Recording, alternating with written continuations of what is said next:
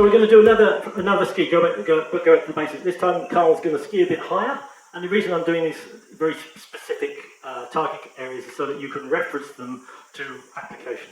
Because obviously you're not going to do a block like this in karate if they're punching into your head. It's the same kind of thing, keep it relevant. So we're going to do a ski into here, okay?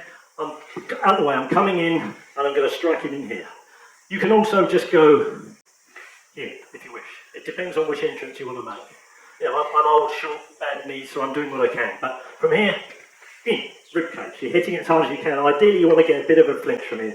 This slides up, this goes to the end. So I'm right in under this. My arm isn't tense. I've got that unbendable arm kind of feeling. Now, this is my sensory organ. This is why I'm using this finger on this. I'm not just going to use this and crunch him. I want to float his balance. Carl's right little finger is what I'm trying to pick up. So I'm doing this up here. That's taking his balance.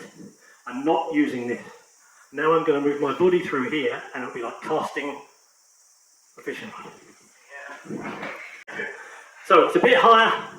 I'm going past and striking. He's been very kind, but we're just demonstrating. So here, I'm striking it. Ideally, you want to disrupt this if you can.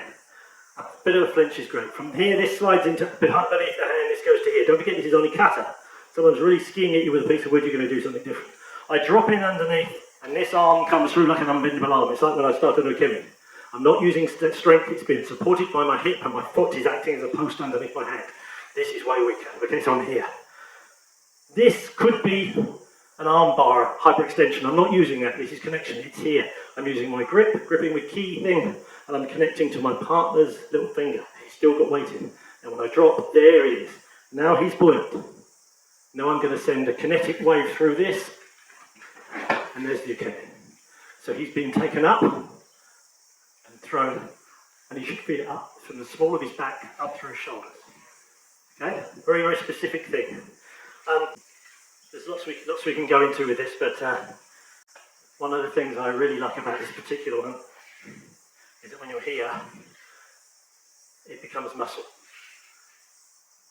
I can only really use it if I get to half jump, which Saito Sensei talk about all the time.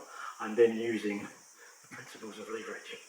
So I can either go through his balance point, or I can use a compression and I can just take him down. Because you've still got that connection through their body, and you're using the lever of the tool, shall we call it, to exaggerate what we're doing.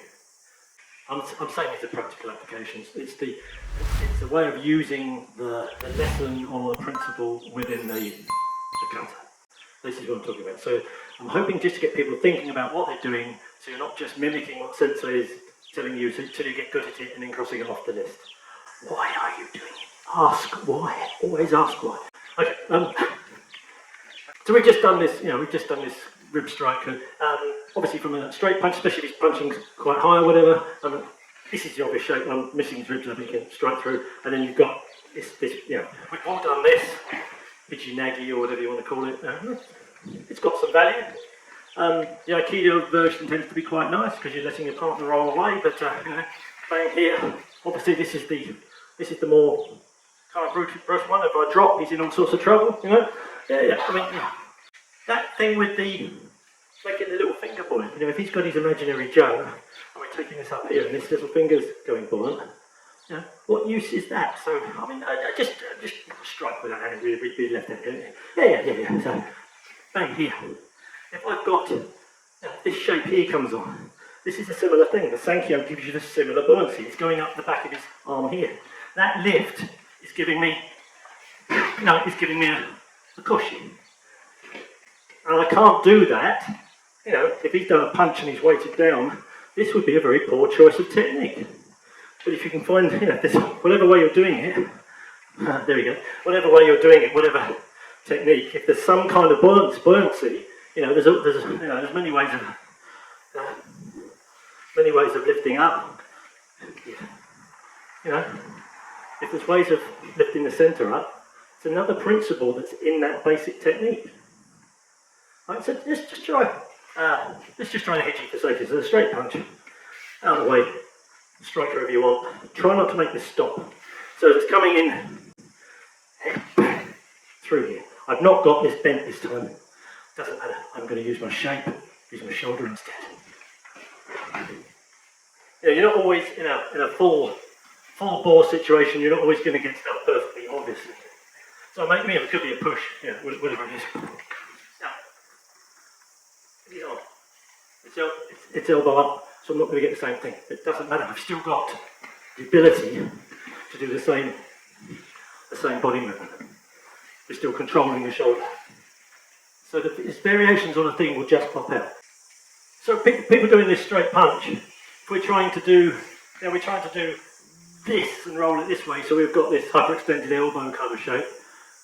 If someone's punching in any way, kind of, the spiral karate style thing, it's the wrong direction, So rather than trying to fit a square peg in a round hole, just go with your instinct. What else have I got? As this comes in, okay, I've got this. It's still going forwards. I'm going to use the same shape as we used earlier on. And obviously, all I'm doing is just laying myself through his back quarter here. I'm just doing this spiral breakdown of the balance. It's an easy kazushin, but obviously it could be whatever you need. It could be bang, bang, bang, bang. It could be many things, Buy one, get one free. Have a play with it,